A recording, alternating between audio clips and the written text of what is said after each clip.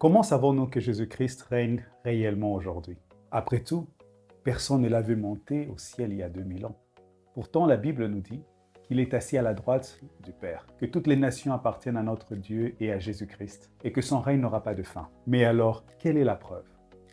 Et étonnamment, la réponse se trouve déjà dans l'histoire de Joseph. Mais avant de parler de Joseph, il faut d'abord comprendre qu'est-ce qu'est l'ascension. Parce que beaucoup de chrétiens pensent que l'ascension, c'est simplement Jésus qui quitte la terre pour aller vers le ciel. Non, car l'ascension, c'est une intronisation. C'est Jésus qui entre dans la gloire. C'est Jésus qui reçoit le royaume du Père.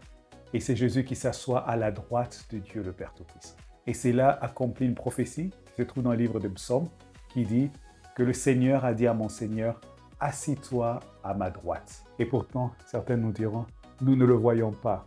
Et c'est exactement comme Jacob ne voyait plus Joseph. L'histoire de Jacob est une histoire tragique, car il avait perdu 2 fois.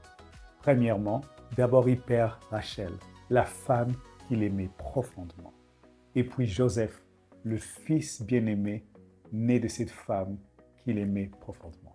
Pendant beaucoup d'années, Jacob a cru que Joseph était mort. On lui avait montré une tunique couverte de sang, et depuis ce jour-là, ayant reconnu que c'était les vêtements de son fils, Jacob était dans un deuil perpétuel. Mais un jour, on vient lui raconter une histoire totalement impensable et inconcevable. Joseph est vivant. Et pas seulement qu'il est vivant, il est élevé en gloire dans un royaume étranger. Il gouverne, il règne presque comme un roi en Égypte. Au fait, il détient la primature de cette nation. Vous pouvez imaginer la réaction de Jacob, incrédule à cette histoire. Pour Jacob, c'est impossible de croire, car son cœur est toujours alourdi par la peine du deuil. Mais alors, comment croire à une telle chose après tant d'années de douleur? Et c'est là que ceux qui lui annonçaient la nouvelle l'invitent à sortir de sa maison. Viens et vois.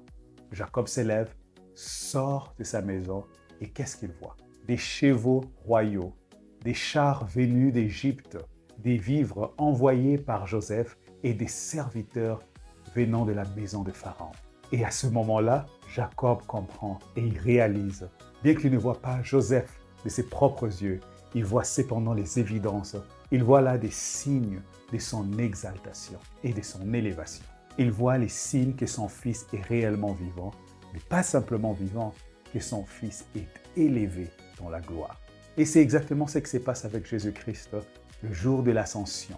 Car après l'ascension, les disciples ne voient plus Jésus physiquement. Qu'est-ce qui a bien pu lui arriver après son élévation? Alors, comment savoir qu'il règne réellement? La réponse arrive 10 jours plus tard. C'est la fête de la Pentecôte.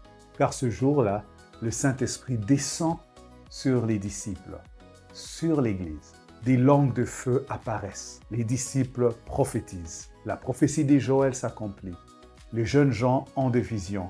Les vieillards ont des rêves. Sur les serviteurs et les servantes, Dieu a répandu son esprit. Et Pierre s'élève pour pouvoir expliquer ce qui se passe parce que le peuple confus à la vue de ces choses magnifiques. Et il dit dans Actes chapitre 2, verset 23, « Élevé par la droite de Dieu, il a reçu du Père le Saint-Esprit promis, et il l'a répandu comme vous l'entendez et le voyez. » Voyez-vous, la preuve de son ascension, de l'élévation de Christ, c'est le Saint-Esprit répandu sur son peuple. Voilà la preuve, car la Pentecôte, c'est la preuve de l'ascension du Christ. Le Saint-Esprit est le signe que Jésus-Christ est élevé et qu'il est réellement assis à la droite de la gloire et de la puissance et de la majesté divine.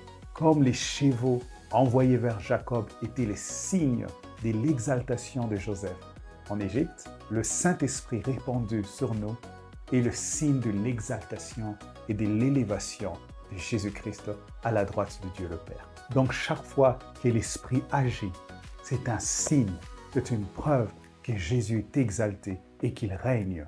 Et les œuvres de l'Esprit sont innombrables. Quand les pécheurs se répandent, quand quelqu'un reçoit la force de pardonner, quand il y a des guérisons divines, quand il y a des prophéties authentiques, quand quelqu'un découvre la vérité sur Dieu, quand une âme revient au Seigneur, ce sont des signes que Christ règne parce que toutes ces activités sont des activités du Saint-Esprit. Jésus avait déjà annoncé dans l'évangile de Jean que quand l'Esprit Saint viendra, le Paraclet. Il convaincra le monde du péché, des justices et du jugement. Et pourquoi le ferait-il? Pour montrer que Jésus est glorifié, il est élevé et que l'œuvre de la croix pouvait maintenant porter du fruit.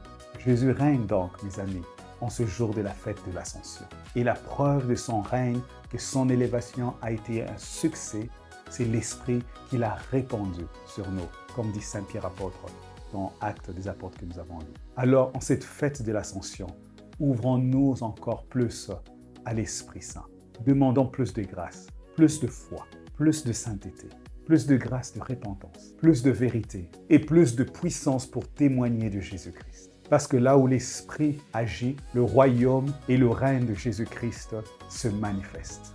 Alors, bonne fête d'Ascension à tous et nous sommes toujours en route vers la fête de Pentecôte.